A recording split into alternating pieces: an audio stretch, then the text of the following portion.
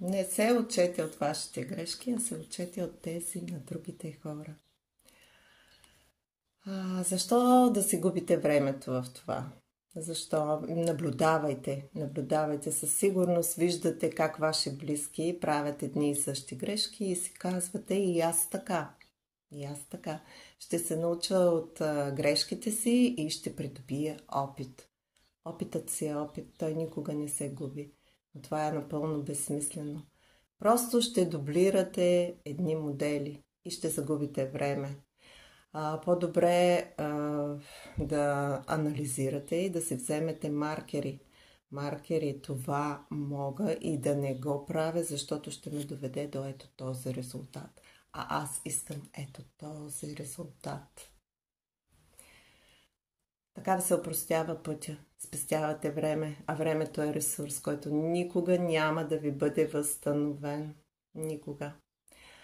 Всеки си има своя път, който да извърви, но този път може да бъде гладък и равен, може да бъде неравен с препятствия, с пропадания.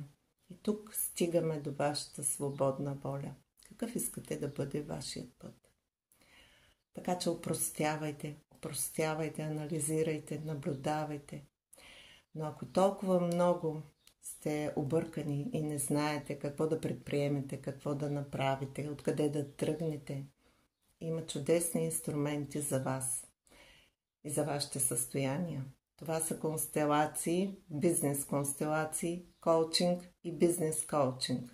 Констелациите могат буквално да ви счупят модели, които не са актуални, които обаче ви пречат да живеете, защото вие живеете по тях неосъзнато.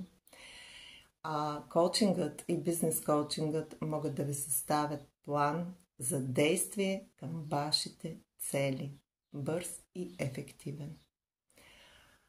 Така че възползвайте се.